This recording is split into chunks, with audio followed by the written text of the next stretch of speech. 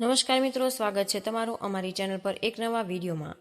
બ્રહ્માંડ આખું ઉથલ પાથલ થઈ જાય, ધરતી અને આકાશ થઈ જાય, જેઠ મહિનો વિદાય લે તે પહેલા આ લીંબુનો અચૂક તાંત્રિક ઉપાય કરવાનું ભૂલતા નહીં।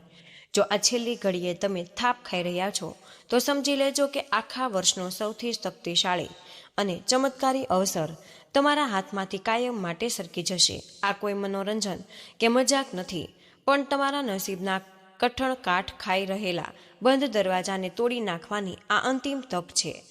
જુઓ મિત્રો, આખા વર્ષના 12 મહિનામાં સૌથી તીવ્ર ઉર્જાવાન અને ત્વરિત ફળ આપનારો કોઈ મહિનો હોય તો તે સાક્ષાત સૂર્યદેવ અને મહાદેવની કૃપાવાળો માસ એટલે કે જેઠ મહિનો છે। આપણા પુરાણો અને વેદ શાસ્ત્રોમાં પણ આ મહિનાનું જે અકલ્પનીય મહત્વ વર્ણવ્યું છે તે જાણીને તમારા રૂવાડા ઊભા થઈ જશે। પરંતુ કમનસીબે એ છે કે લાખો લોકો આ અમૂલ્ય સમયને સામાન્ય દિવસોની જેમ વેડફી નાખે છે અને પછી આખું વર્ષ નસીબને દોષ દઈ પછતાવો કરે। પરંતુ તમારે રોજ પણ ગભરાવાની જરૂર નથી, કારણ કે જેઠની પૂર્ણાવતી પહેલા કુદરતે તમને હજુ એક બ્રહ્માસ્ત્ર જેવો છેલ્લો મોકો આપ્યો।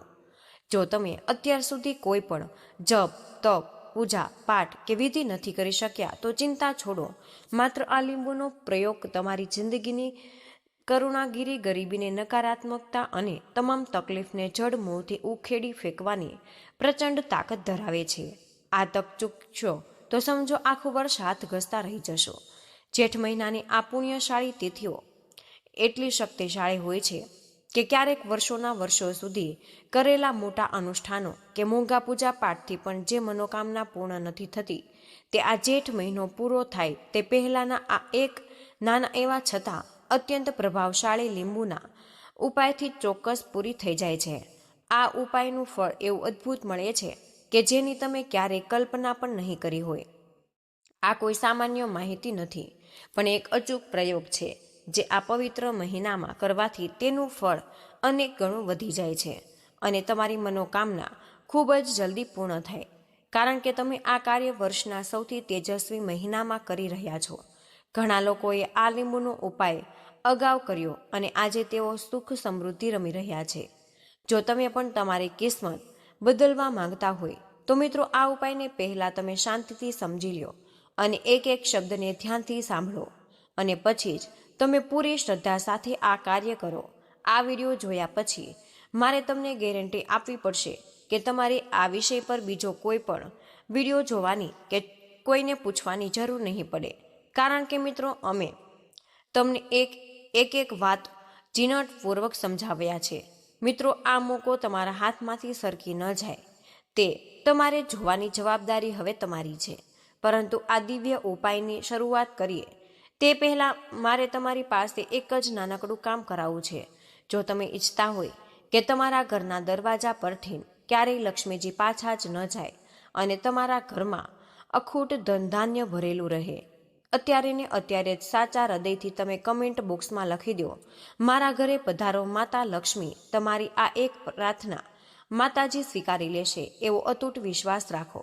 સાથે આ પુણ્યશાળી વિડીયોને એક લાઈક જરૂરથી કરી દેજો અને આપણી આ નવી ચેનલને તમે સબસ્ક્રાઈબ કરી લેજો, જેથી તમને આવા ચમત્કારી ઉપાયો સૌથી પહેલા તમારી પાસે પહોંચી જાય। તો ચાલો મિત્રો, હવે આપણે જરા પણ સમય બગાડ્યા વગર જાણીએ કે આ ઉપાય ક્યારે, કેવી રીતે અને કોને કરવાનો છે। તો મિત્રો, આ એક લીંબુવાળો ઉપાય જેઠ મહિનો પૂરો થાય તે પહેલા તમારે કેવી રીતે કરવો, કોને કરવો, ક્યારે કરવો અને ક્યાં કરવાનો છે, આ બધા સવાલોના જવાબ તમને આ વિડીયોમાં મળી જશે।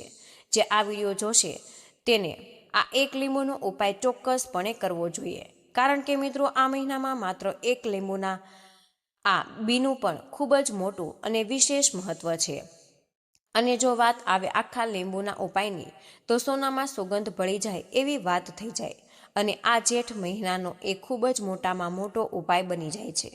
હવે મિત્રો, આ એક લીંબુનો ઉપાય આખિર કોને કરવો, સૌથી પહેલા આપણે તે વાત જાણી લઈએ। જુઓ, ઘરની જે મોટી માતાઓ અને બહેનો હોય તેમાંથી કોઈ પણ એક મોટી માતા કે બહેન આ ઉપાય કરી શકે છે અને જો તમે ઈચ્છો તો તમારા ઘરના બધા જ સભ્યને પણ આ ઉપાય કરાવી તમે શકો છો। જો કોઈ પણ વ્યક્તિને પોતાની કોઈ મનોકામના હોય, પોતાનું કોઈ દુઃખ કે સમસ્યા હોય જે તે પોતાના માટે જ કરવા માંગે તો આ ઉપાય તે પોતાના માટે પણ કરી શકે.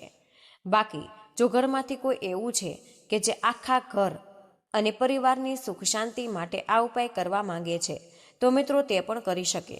તેમાં કોઈ સમસ્યા નથી. એટલે કે આ ઉપાય દરેક સભ્ય કરી શકે છે અને આખા ઘર પરિવાર માટે ઘરની મોટી માતા અને બહેનમાંથી કોઈ એક માતા કે બહેન પણ કરી શકે.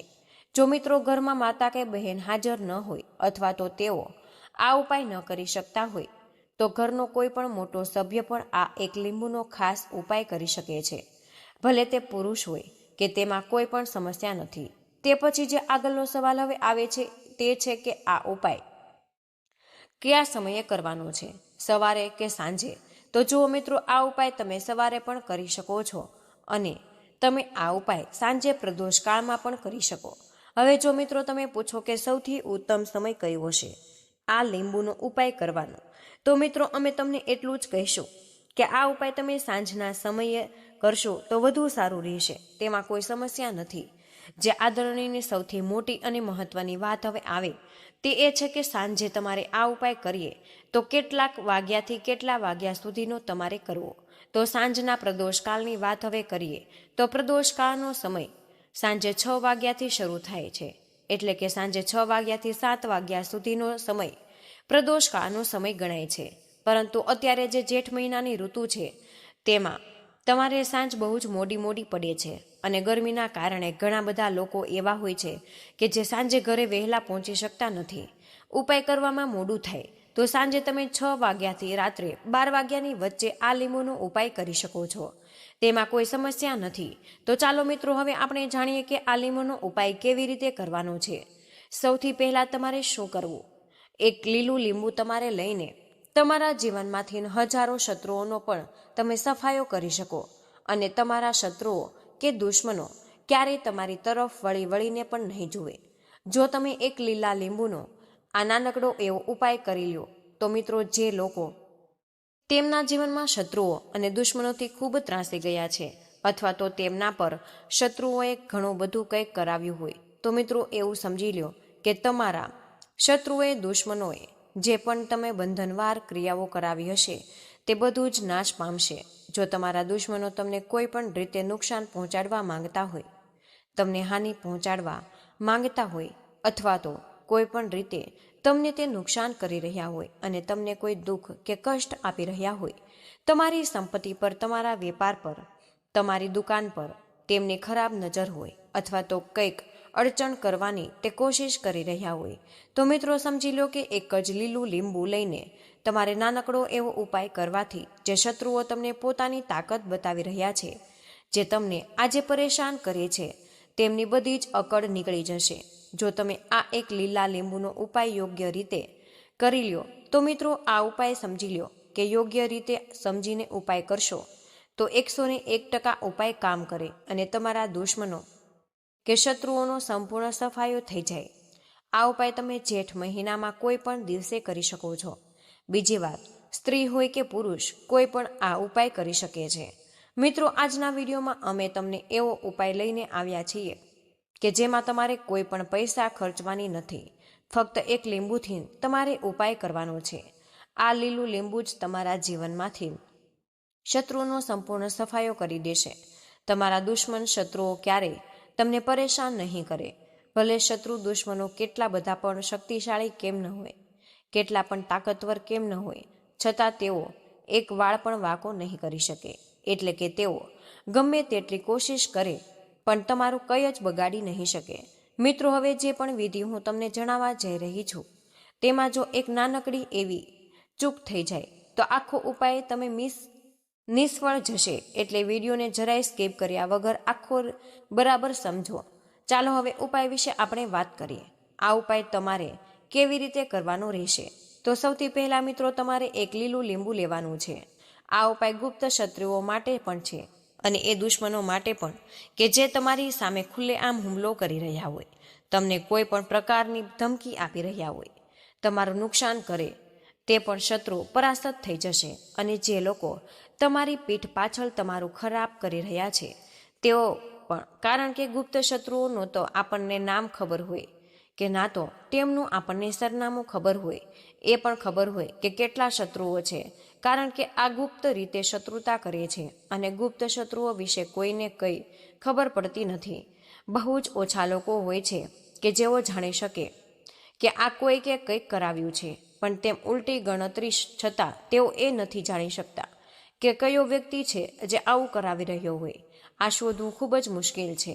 પણ જો તમને તમારા દુશ્મનનું નામ નથી ખબર, તે ક્યાં રહે એ પણ નથી ખબર, કે કોણ તમારી સાથે શત્રુતા કરી રહ્યું છે એ પણ નથી ખબર, તો પણ તમે આ ઉપાય કરો, કારણ કે જે દુશ્મન છે, જે શત્રુ હોય, આ ઉપાય કરવાથી તમે જોશો કે તે તરત જ તમારા જીવનમાંથી દૂર થઈ જશે અને તેનું કરેલું અને કરાવેલું પણ દૂર થાય. તમારા પર જે પણ કરાવ્યું હશે, તમારા વેપાર પર, તે પણ બધું જ દૂર થઈ જશે.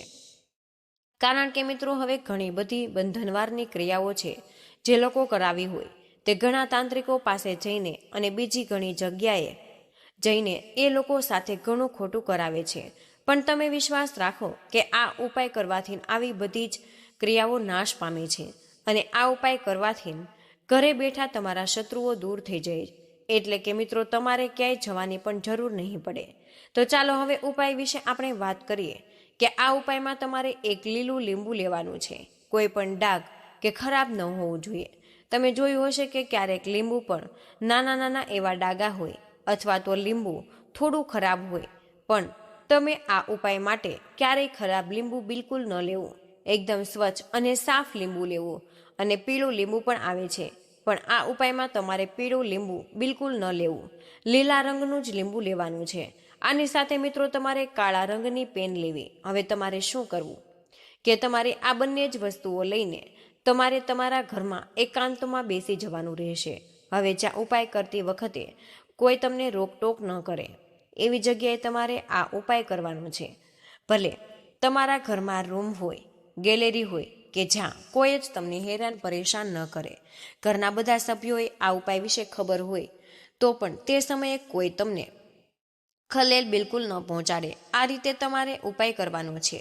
સૌથી પહેલાં લીંબુ લઈને તમારે શું કરવાનું છે કે લીંબુને તમારે હાથમાં પકડવું અને કાળા રંગની પેનથી તેના પર તમારા દુશ્મન કે શત્રુનું નામ લખી દેવું. હવે મિત્રો, ઘણા લોકો કહેશે કે અમારા જીવનમાં ગુપ્ત શત્રુઓ છે જેને અમે ઓળખતા નથી, તો તેમનું નામ તમારે કેવી રીતે લખવું? તો જુઓ મિત્રો, જો તમને શત્રુનું નામ ન ખબર હોય, એ પણ તમને ન ખબર હોય કે કેટલા તમારા શત્રુઓ છે, તો ફક્ત તમે લીંબુ પર શત્રુ લખો. જ્યારે તમે ફક્ત શત્રુ લખો છો તો તમારા બધા જ દુશ્મનો અને શત્રુઓ પરાસ્ત થઈ જાય છે. બધાનો સફાયો થઈ જાય. લીંબુ પર શત્રુ લખ્યા પછી તેને તમારે કાળા રંગના કપડામાં મૂકી દેવાનું છે. શત્રુનું નામ લખ્યા પછી તેને કાળા કપડામાં મૂકી દઈ અને 3 વખત તમારે બોલવાનું છે, મારો શત્રુ પરાસ્ત થાય, મારો શત્રુ પરાસ્ત થાય.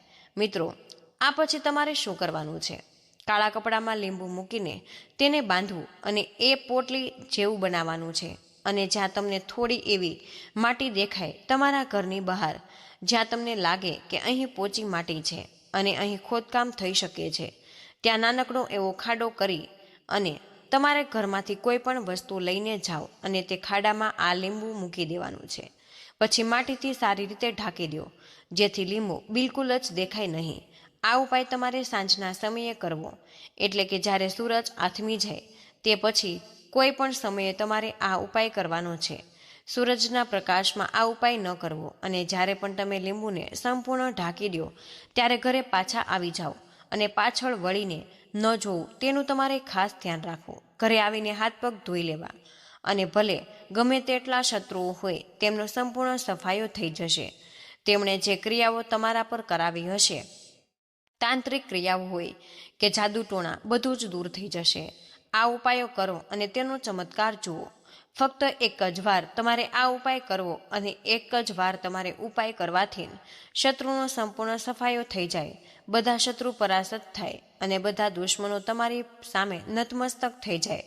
તમારી સામે હાથ જોડીને માફી માંગવા માટે આવશે. એટલે કે તેઓ તમારું કંઈ પણ નહીં બગાડી શકે. તો જુઓ મિત્રો, લીંબુ એ સામાન્ય હોતું નથી. લીંબુમાં એવી શક્તિઓ હોય કે જે તમારા દુશ્મનો અને શત્રુઓને જડ મૂળથી નાશ કરી શકે. તમે જોયું હશે કે જ્યારે લોકો પોતાનો વેપાર શરૂ કરે, વ્યવસાય શરૂ કરે, દુકાન ખોલે, ત્યારે તેઓ લીંબુ અને મરચાં જરૂર લટકાવે છે, કારણ કે લીંબુ અને મરચાં તમારા જીવનમાં સુખ અને સમૃદ્ધિ લાવવાનું અને વધારવાનું કામ કરે છે. શા માટે? કારણ કે જ્યારે તમે લીંબુ અને મરચાંને તમારા ઘરના દરવાજે કે દુકાન પર તમે લટકાવો તો તે તમારી દુકાન કે પેઢી પર ખરાબ નજર આવવા દેતું નથી. ખરાબ નજરને બહાર જ તે રોકી દે. આ સાથે મિત્રો, લીંબુ શત્રુઓને છુટકારો આપવા અને દુશ્મનોને દૂર કરવા ખૂબ જ ઉત્તમ છે. તો આ ઉપાય કરો અને તમને ચોક્કસ ફાયદો થશે. પણ મિત્રો, ઊભા રહો.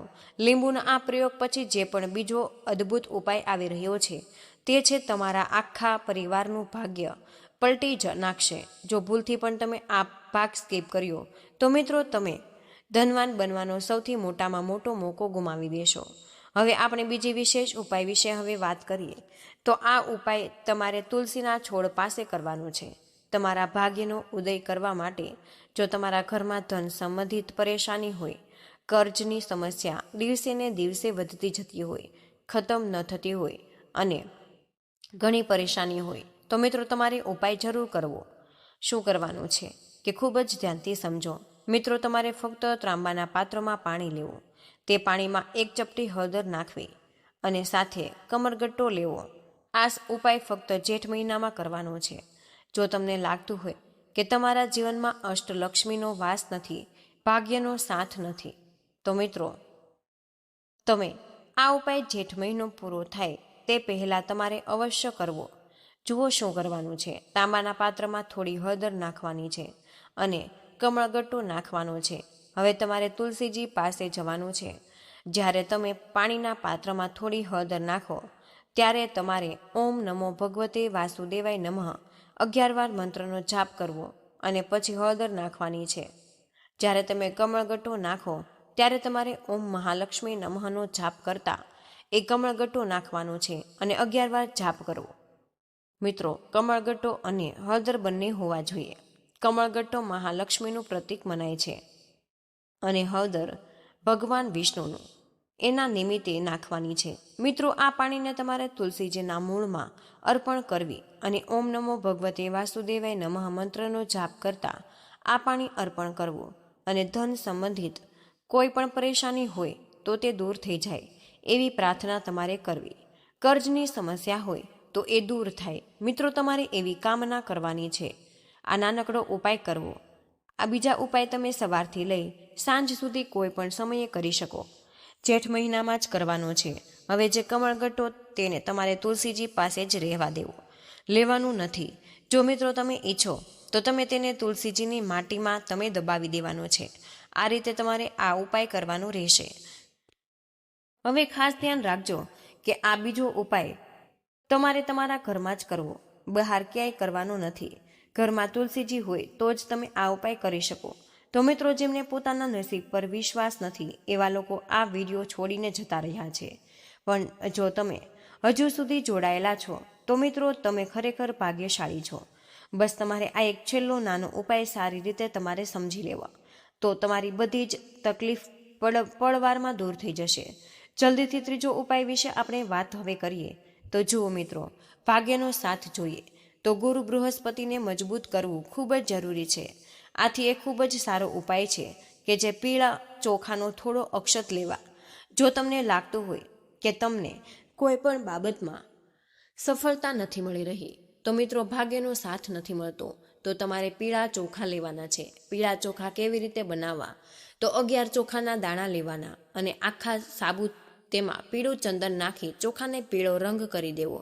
સાથે જ 1 બીલીપત્ર લેવું અને તાંબાના પાત્રમાં તમારે પાણી લેવું અને આ ત્રણેય વસ્તુને લઈને તમારે ભગવાન શિવના મંદિરમાં જવાનું છે. બીલીપત્ર છે તે માતા અશોક સુંદરીવાળી જગ્યાએ તમારે અર્પણ કરવાનું છે. બીલીપત્રનો દરડીવાળો ભાગ જલધારી તરફ હોવો જોઈએ. આ રીતે તમારે બીલીપત્ર અર્પણ કરવાનું. જ્યારે બીલીપત્ર તમે અર્પણ કરો ત્યારે ભગવાન ભોળાનાથનું નામ લેવું અને માતા અશોક સુંદરીવાળી જગ્યાએ. મિત્રો, હવે જે ચોખાના દાણા જે છે એ અક્ષત લાવ્યા હોય તે ભગવાન શિવના શિવલિંગ પર અર્પણ કરવાના છે. અને જ્યારે તમે અર્પણ કરો ત્યારે ભગવાન ભોળાનાથનું નામ લેવું. અને બૃહસ્પતિશ્વર મહાદેવ એવા મહાદેવ છે જે તમારા ગુરુ ગ્રહને મજબૂત કરે. આ રીતે મિત્રો તમારે અર્પણ કરવાનું છે. અને અંતમાં 1 લોટો પાણી તમારે ધીમી ધીમી ધાળે પાતળી ધારથી બૃહસ્પતિશ્વર મહાદેવનું સ્મરણ કરતા અથવા તો શ્રી શિવાય નમસ્તોભ્યમ જાપ કરતા અર્પણ કરવું. અને આ ઉપાય ફક્ત જેઠ મહિનામાં જ કરવાનો રહેશે. મિત્રો, આ ઉપાય તમને ખૂબ જ પ્રભાવશાળી છે. અને તમે ધ્યાન રાખો કે હળદરનો ઉપયોગ ન કરવો. ચોખાને પીળા કરવા માટે ફક્ત પીળું ચંદન જ તમારે ઉપયોગ કરવો. જે ઉપાય કોઈ પણ કરે તેના જીવનનો બધો અંધકાર દૂર થઈ જાય અને તેને સફળતા મળે. બૃહસ્પતિ મજબૂત થાય છે અને ભાગ્યનો સાથ મળવા લાગે. જો તમે આ ઉપાય પ્રદોષકાળ દરમિયાન કરો તો તે વધુ લાભદાયી સાબિત થઈ શકે છે. તો મિત્રો, આ હતો જેઠ મહિનાનો સૌથી મોટામાં મોટો અને અચૂક લીંબુનો ઉપાય, જે તમારી પેઢીઓની ગરીબી દૂર કરવાની તાકાત ધરાવે છે. યાદ રાખજો મિત્રો, સમય ઓછો છે અને મોકો બહુ જ મોટો, એટલે જરા પણ તમે આળસ કર્યા વગર આ ઉપાય પૂરી શ્રદ્ધાથી તમે કરી લેજો. તો મિત્રો, આજનો આ વિડીયો અહીં પૂર્ણ કરીએ છીએ. અને આજની આ તમામ માહિતી પસંદ આવી હોય તો વિડીયોને લાઇક અને તમારા મિત્રો સાથે શેર જરૂરથી કરી દેજો. ચેનલ પર તમે પહેલી જ વાર આવ્યા હોય તો ચેનલને સબસ્ક્રાઇબ કરવાનું તમે બિલકુલ ભૂલશો નહીં. કમેન્ટ બોક્સમાં જય મા લક્ષ્મી જરૂરથી લખી દેજો. જય શ્રી કૃષ્ણ. રાધે રાધે. ધન્યવાદ.